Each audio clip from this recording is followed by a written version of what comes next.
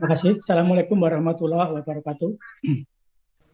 Yang saya hormati Pak Hasbi, Direktur PAUD, Bapak Ibu Widya Prada, Ahli Utama di lingkungan Direktorat PAUD, Kasubag Tata Usaha di PAUD, seluruh pejabat fungsional di lingkungan Direktorat PAUD, serta seluruh peserta kegiatan yang berbahagia.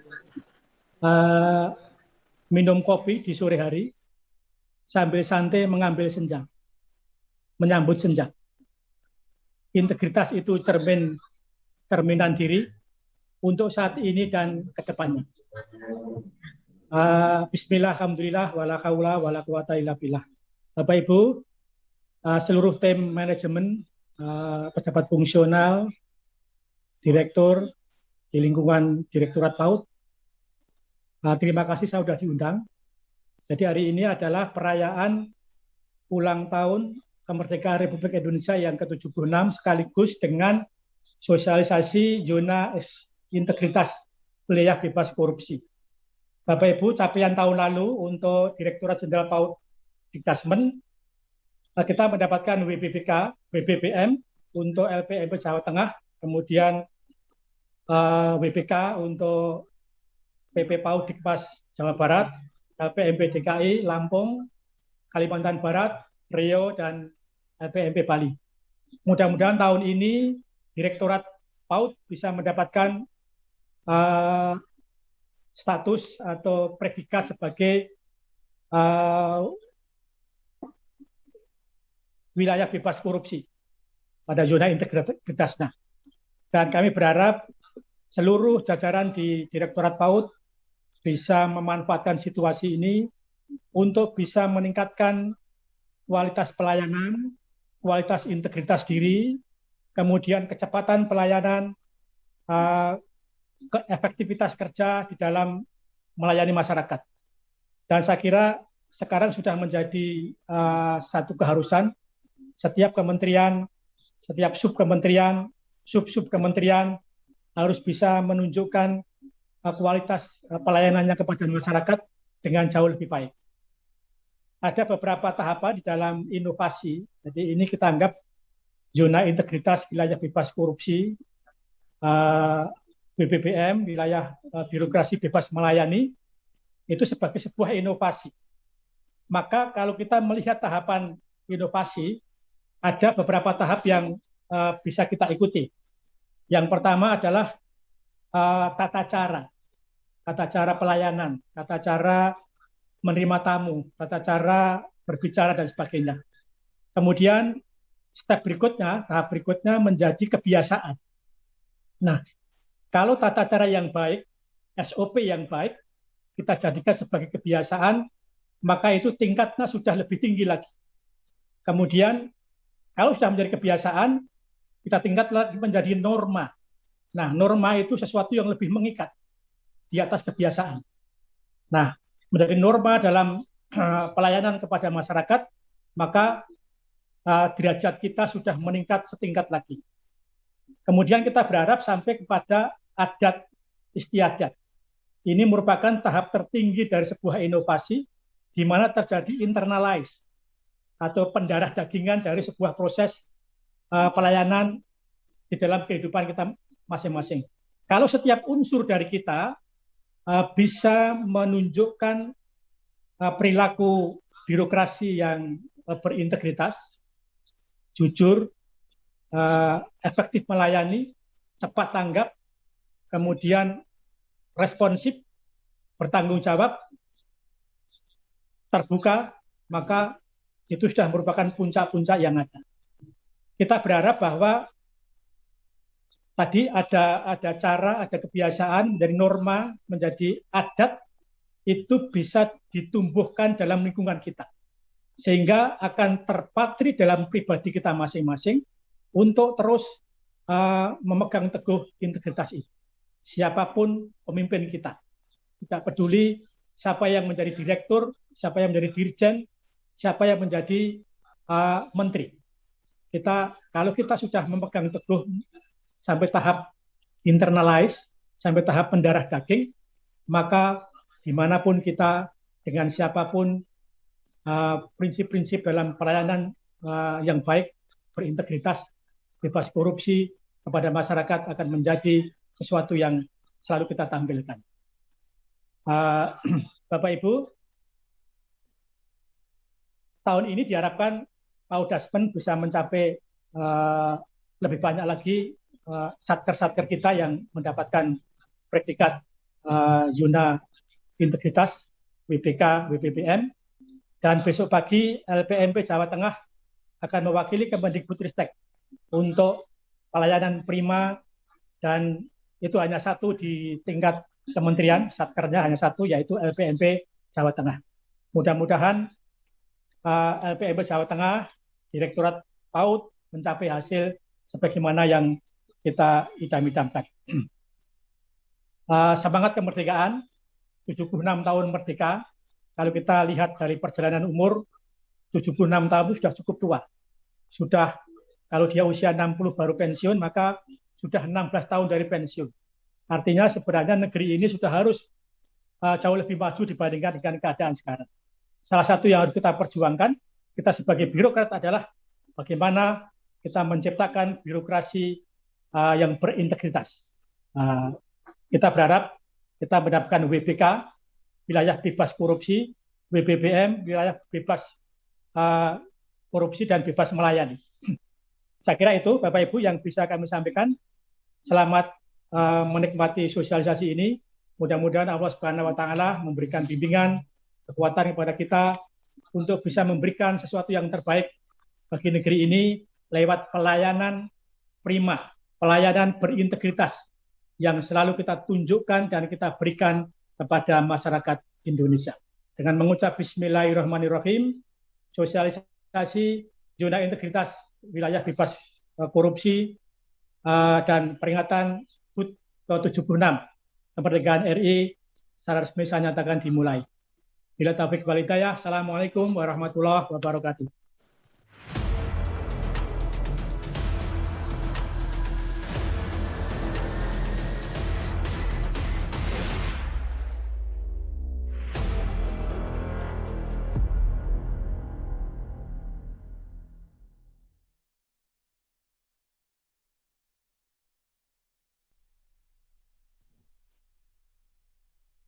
Baik, terima kasih. Bismillahirrahmanirrahim.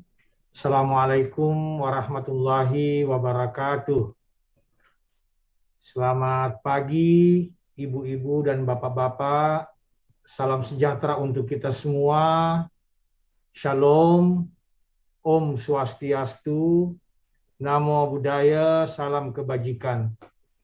Yang terhormat Direktur Jenderal PAUD, Pendidikan Dasar dan Pendidikan Menengah, Ditjen PAUD, Pendidikan Dasar dan Pendidikan Menengah, Kementerian Pendidikan Kebudayaan, Riset dan Teknologi, yang kami hormati para orang tua kita, Widya Prada ahli utama. Di sini telah hadir Bapak Insinyur Haris Iskandar PhD, kemudian Bapak Insinyur Jaeng Baskoro MPD, kemudian Bapak Danu Urip Ismadi, yang kami hormati para pejabat fungsional, Widya Prada ahli Madya, ahli muda, dan juga Ibu dan Bapak para karyawan, kemudian para tenaga honorer, cleaning service, satpam, semuanya saja yang tidak bisa disebut satu persatu. Pertama-tama saya ingin menyampaikan terima kasih atas kehadirannya dalam acara sosialisasi ZIWBK, Direktorat PAUD dan peringatan Hari Kemerdekaan Republik Indonesia yang ke-76. Dan tentu kita juga ingin menyampaikan terima kasih kepada Subbagian Tata Usaha, kepada Ibu Kasubag, Ibu Nia Nur Hasanah, dan seluruh tim yang telah merencanakan kegiatan ini sehingga kita dapat hadir pada kegiatan yang sangat baik ini. Ibu dan Bapak yang kami hormati, kita patut bersyukur karena di tengah pandemi COVID-19 ini kita dapat terus berkarya, berpartisipasi Salah satu di antaranya adalah melaksanakan kegiatan dalam rangka mengisi Hari Ulang Tahun Kemerdekaan Republik Indonesia yang ke-76, yang kemudian dirangkaikan dengan sosialisasi zona integritas wilayah bebas dari korupsi yang telah dicanangkan oleh Direktorat PAUD. Tadi kita telah mendengarkan arahan dari Pak Dirjen, dan salah satu arahan yang sangat strategis adalah bahwa kita sebagai upaya untuk mengisi Hari Kemerdekaan Indonesia yang sudah ke-76 tahun ini, salah satu yang harus kita lakukan untuk Direktorat PAUD adalah bagaimana memastikan bahwa kita mengikuti semua tahapan dari penilaian reformasi birokrasi yang sedang kita lakukan. Kemudian tentu harapan yang paling tinggi adalah kita memperoleh predikat zona integritas wilayah bebas dari korupsi.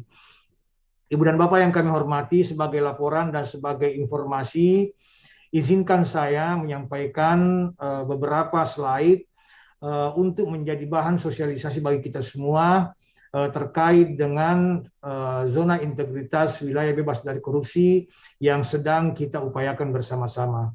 Saya mohon dibantu untuk jadi saya akan menyampaikan sosialisasi terkait dengan penilaian mandiri pelaksanaan reformasi birokrasi tahun 2021. Slide. Ibu dan Bapak yang kami hormati, sesungguhnya kalau kita berbicara reformasi birokrasi, saya sebagai pimpinan juga harus mengakui bahwa hal ini adalah merupakan sesuatu yang juga sedang saya pelajari. Kalau boleh jujur, kalau boleh terus terang, sebenarnya kalau berbicara reformasi birokrasi di Direktorat PAUD, maka yang paling mengetahui adalah kita semua sebagai unsur dari Direktorat PAUD. Bukan hanya unsur pimpinan, tapi juga unsur staf, unsur pegawai honorer, dan juga bahkan unsur satpam, kemudian cleaning service, dan seterusnya. Reformasi birokrasi ini demikian penting sehingga harus menyentuh semua sendi organisasi yang ada dalam sebuah satuan kerja. Nah, reformasi birokrasi adalah merupakan sebuah perubahan yang terencana dalam proses yang ada di sebuah satker yang didukung oleh pimpinan organisasi untuk mengubah 3 hal. Yang pertama, perubahan terkait dengan sistem birokrasi. Yang kedua, perubahan terkait dengan relasi-relasi yang ada dalam sistem birokrasi. Dan kemudian yang ketiga, perubahan yang terkait dengan relasi antara sistem birokrasi dengan masyarakat. Nah, Ibu dan Bapak yang kami hormati, tentu dalam upaya untuk melakukan perubahan ini, kita akan mengalami berbagai resistensi atau penolakan. Nah, resistensi atau penolakan ini adalah merupakan hal yang sangat wajar. Mengapa? Karena reformasi birokrasi ini mengajak kita semua untuk meninggalkan status quo, status yang selama ini telah membuat kita merasa nyaman, ya, sehingga kita merasa terganggu dengan hal itu. Tetapi harus kita pahami, saya ingin menasihati diri saya sendiri dan menasihati Ibu dan Bapak sekalian bahwa perubahan status ini bukanlah sesuatu hal yang tidak baik, tetapi kita ingin menuju kepada satu kebaikan. Nah, oleh karena itu, maka untuk menghadapi resistensi ini, tentu kita perlu mengembangkan manajemen perubahan agar komitmen dari setiap individu dalam satker Direktorat PAUD dapat muncul dan mendorong perubahan perilaku menuju reformasi birokrasi. Berikutnya.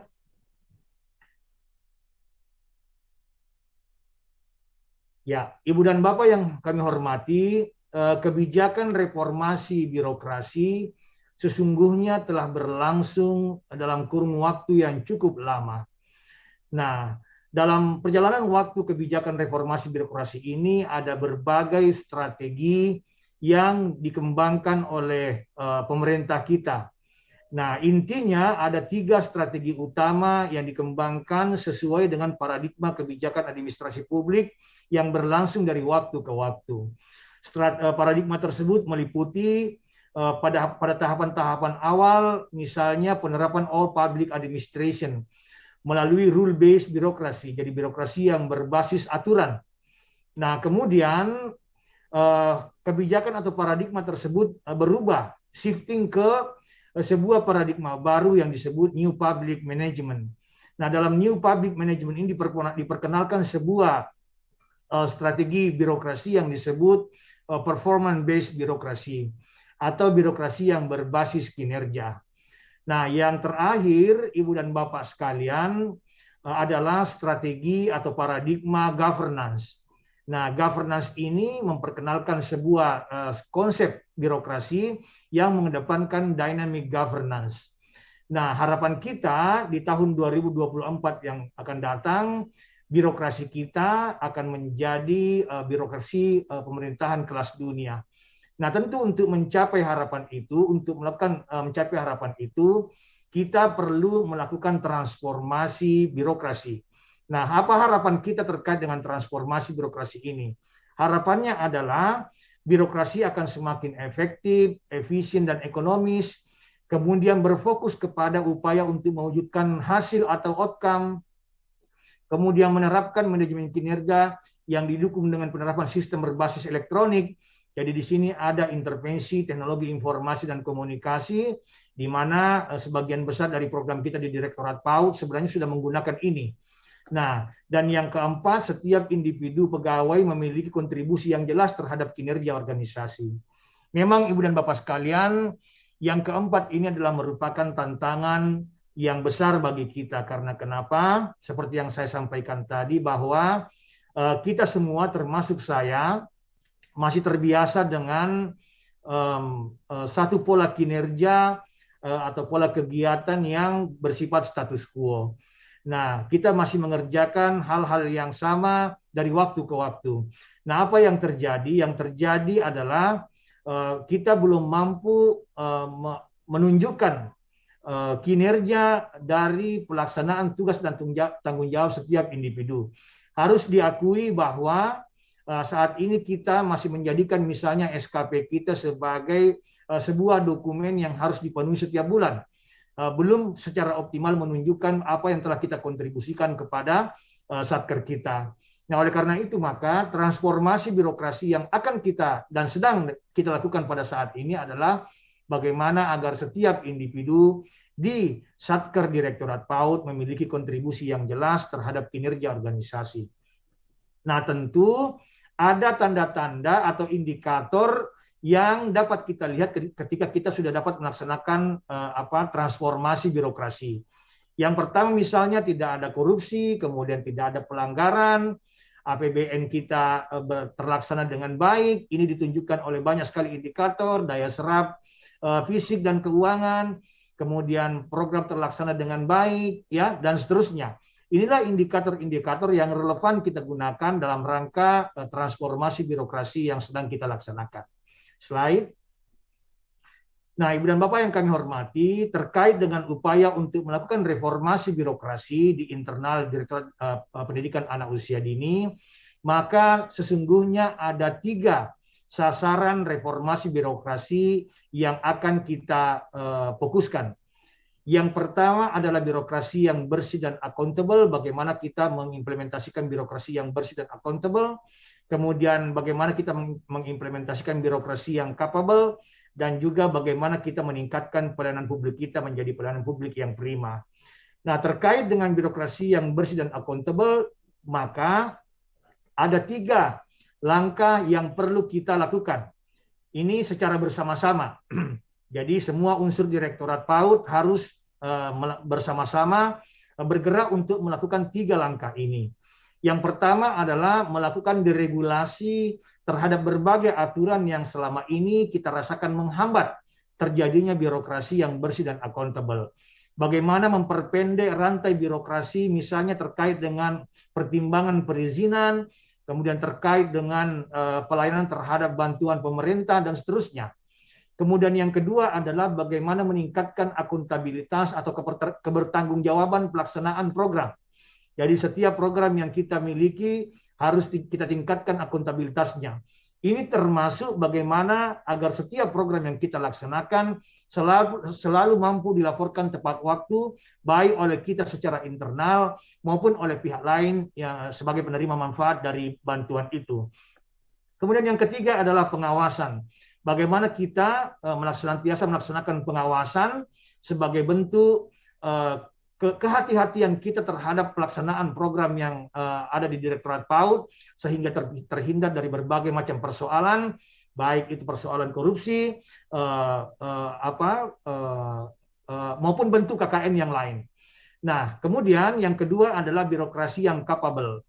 Nah, ini terkait dengan bagaimana upaya kita untuk menciptakan ekosistem birokrasi yang memiliki kapasitas yang mumpuni. Nah, ada beberapa langkah yang harus kita lakukan untuk menciptakan hal ini. Yang pertama adalah menciptakan atau menyusun manajemen perubahan. Yang kedua adalah melakukan deregulasi kebijakan secara internal, kemudian meningkatkan kapasitas organisasi, kemudian memperbaiki tata laksana, dan juga meningkatkan SDM aparatur. Nah, yang ketiga adalah terkait dengan pelayanan publik yang prima. Nah, di sini terkait dengan bagaimana langkah-langkah kita untuk meningkatkan kualitas pelayanan publik yang kita laksanakan. Nah, sasaran pelayanan publik Direktorat PAUD sungguh beragam, mulai dari peserta didik secara langsung, misalnya dalam bentuk BOP PAUD dan BOP fisik, dan juga tentu terkait dengan pemerintah daerah, kemudian organisasi mitra, dan seterusnya. Nah, apa yang kita ingin capai ke depan adalah bagaimana agar mereka semua merasakan bahwa kita telah melaksanakan pelayanan publik yang prima. Berikutnya.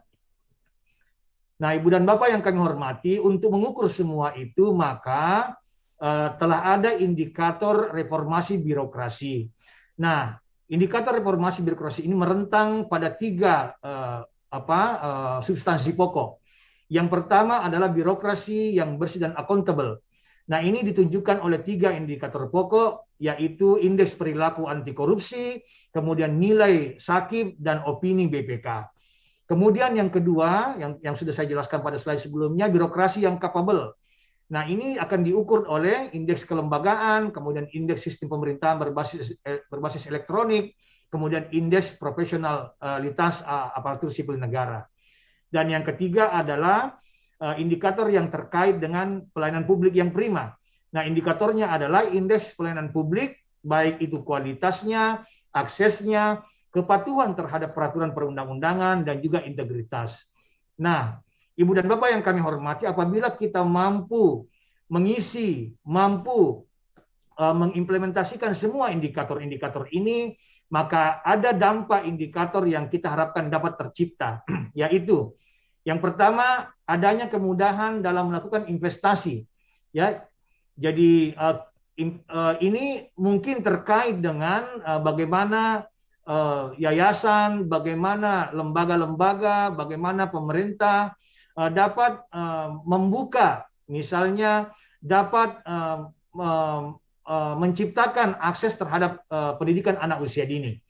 Nah, kemudian yang kedua, meningkatnya indeks persepsi korupsi. Jadi kita dapat menurunkan angka kejadian korupsi yang ada di satker kita. Kemudian yang ketiga, indeks efektivitas pemerintahan atau Government Effectiveness Index. Dan yang keempat, kepercayaan publik kepada pemerintah semakin meningkat. Nah, inilah indikator yang teramati yang dapat kita lihat ketika reformasi birokrasi berjalan di sebuah satuan kerja. Berikutnya. Nah, Ibu dan Bapak yang kami hormati, nah untuk melihat perkembangan reformasi birokrasi di sebuah satker, maka akan dilakukan evaluasi, yaitu untuk melihat bagaimana perkembangan pelaksanaan reformasi birokrasi di sebuah satker. Nah, apa yang akan dievaluasi? Setidaknya ada 3 hal pokok. Yang pertama adalah evaluasi terhadap akuntabilitas kinerja. Yang kedua adalah evaluasi terhadap pelaksanaan reformasi birokrasi. Dan yang ketiga adalah evaluasi terhadap zona integritas. Nah, evaluasi dilakukan melalui assessment dengan menilai kemajuan pelaksanaan manajemen kinerja, dan pelaksanaan reformasi birokrasi, serta pembangunan unit kerja pelayanan percontohan.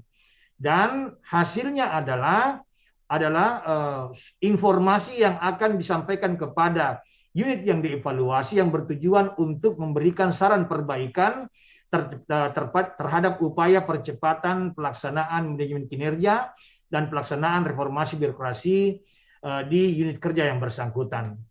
Nah, slide. Nah, Ibu dan Bapak yang kami hormati, nah kalau kita lihat komposisi proporsi evaluasi Menpan RB yang sebentar lagi akan kita jalani atau lakukan, maka sesungguhnya ini bisa dibagi menjadi 4 indikator. Yang pertama adalah hal yang bersifat pemenuhan atau mandatori.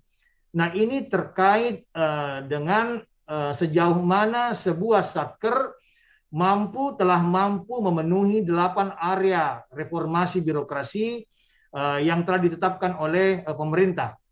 Nah, ini proporsi bobotnya adalah 20%. Kemudian yang kedua adalah terkait dengan sejauh mana kementerian lembaga, dalam hal ini Direktorat PAUD, telah mampu memenuhi tugas pokok dan fungsinya. Nah, ini terkait dengan pelaksanaan tugas pokok dan fungsi yang telah diatur dalam Permendikbud mengenai SOTK Kemendikbudristek yang di dalamnya ada Direktorat PAUD. Nah, ini bobotnya adalah 10%. Dan yang ketiga, yang paling tinggi dalam konteks ini adalah sejauh mana Direktorat PAUD telah melakukan reformasi atau reform, peningkatan kualitas maupun kuantitas terhadap apa yang menjadi tugas pokok dan fungsinya, dan juga terkait dengan apa yang menjadi area perubahan dari reformasi birokrasi itu. Nah, ini proporsinya adalah 30%. Nah, semua proporsi ini ketika digabung jumlahnya menjadi 60%. Nah, kemudian ada proporsi lain, yaitu hasil survei yang dilaksanakan baik secara internal maupun eksternal. Ini proporsinya sebesar 40%. Nah, ini semua merupakan indikator yang telah ada dalam Permenpan RB nomor 26 tahun 2020 tentang pedoman evaluasi reformasi birokrasi instansi pemerintah. Nah, kita telah menyetorkan apa yang telah kita kerjakan melalui penginputan secara online pada tanggal 2 Juli tahun 2021. Nanti akan saya sampaikan sedikit hasilnya seperti apa yang telah kita capai. Nah, berikutnya.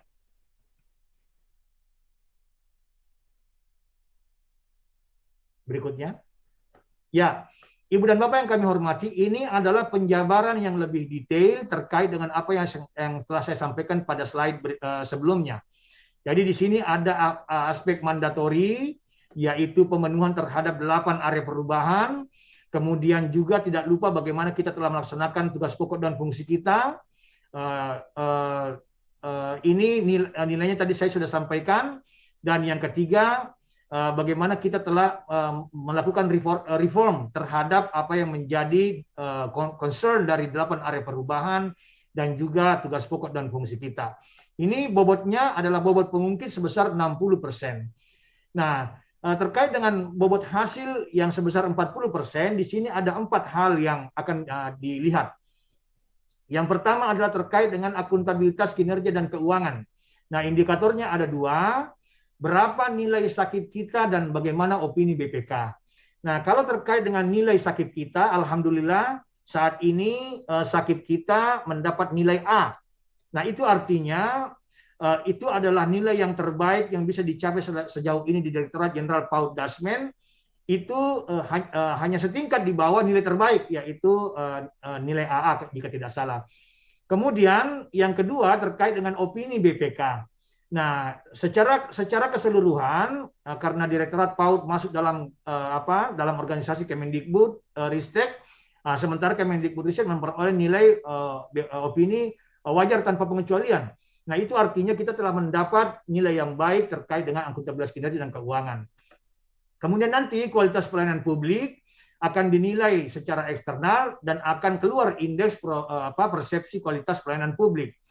Nah, kemudian juga kualitas pelayanan pemerintah terkait dengan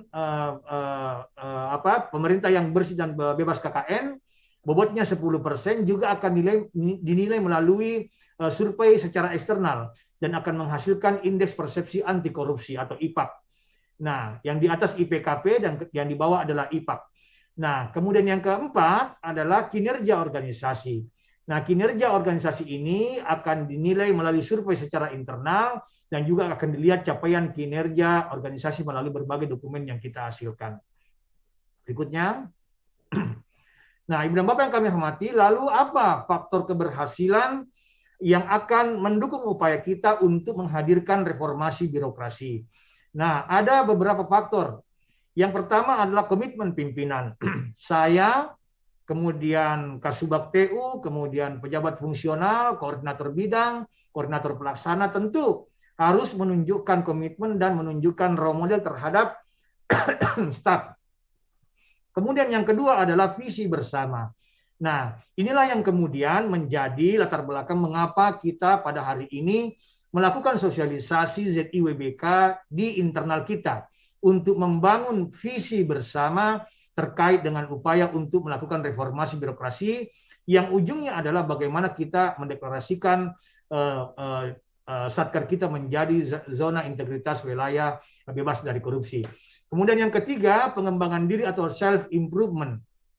Nah, ini terkait dengan bagaimana upaya setiap individu untuk melakukan self-improvement atau pengembangan diri. Terkait dengan pemenuhan indikator-indikator reformasi birokrasi yang terkait dengan misalnya bagaimana menghadirkan pelayanan prima dan seterusnya. Kemudian pelibatan masyarakat yang dilayani. Kemudian strategi komunikasi ini penting sekali supaya orang mengetahui bahwa kita sedang melakukan reformasi birokrasi.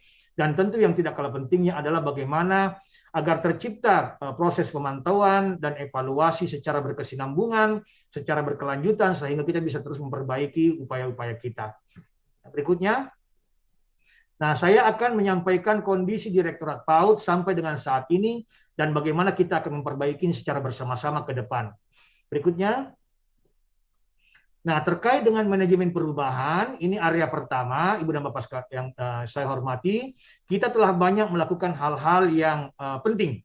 Yang pertama misalnya membentuk tim RBI, kemudian menyusun rencana kerja pembangunan zona integritas, kemudian menyusun rencana aksi, kemudian melakukan sosialisasi yang sedang kita laksanakan saat ini, kemudian membuat komitmen dengan seluruh pegawai. Ibu dan Bapak, kami dorong untuk membuat komitmen baik yang secara tertulis, menandatangani komitmen melalui banner dan juga tentu mengisi survei yang telah kita sampaikan kepada seluruh keluarga Direktorat PAUD. Nah, kemudian tadi menjadi pimpinan sebagai role model dalam pelaksanaan ZIWBK atau WBBM. Berikutnya. Nah, terkait dengan area yang kedua, yaitu penataan tata laksana, ada banyak juga yang sudah kita laksanakan, tetapi ada hal yang perlu kita tingkatkan. Nah, apa hal yang perlu kita tingkatkan? Misalnya, agar prosedur operasi standar yang sudah ditetapkan dilaksanakan oleh seluruh pegawai dalam menjalankan tugas dan fungsinya. Misalnya terkait dengan kehadiran, ya, terkait dengan absen datang dan pergi, terkait dengan kepatuhan terhadap peraturan dan seterusnya. Nah, kemudian agar seluruh pegawai mengisi survei internal terkait dengan penggunaan teknologi informasi dan komunikasi. Nah, ini sudah kita sebarkan kepada semua pegawai dan nanti akan ada update siapa saja pegawai yang sudah mengisi dan belum, dan kepada mereka yang belum mengisi kami himbau untuk segera mengisi untuk kebutuhan penataan tata laksana kita. Nah, kita telah memiliki banyak sekali media sosial sebagai media komunikasi internal maupun eksternal. Kita memiliki misalnya laman Paudpedia, kita memiliki Twitter, kita memiliki YouTube, kita memiliki Facebook, dan pengunjungnya semuanya cukup signifikan. Nah, berikutnya. Nah, terkait dengan penataan sistem manajemen SDM, ada harapan-harapan sebelum dan sesudah yang kita inginkan. Nah, sebelumnya misalnya pengawasan terhadap pegawai oleh atasan langsung, dan setelahnya kita inginkan ada pengawasan by system. Jadi pimpinan tidak perlu menegur pegawai yang bersangkutan, tetapi dengan sistem yang kita kembangkan, pegawai akan dapat melihat bagaimana dia akan meningkatkan kinerjanya. Kemudian laporan pengelolaan SDM berkala dan terbatas. Nah, kita harapkan laporan pengelolaan SDM real time dan terbuka. Kemudian memberi reward and punishment atas penilaian atasan langsung.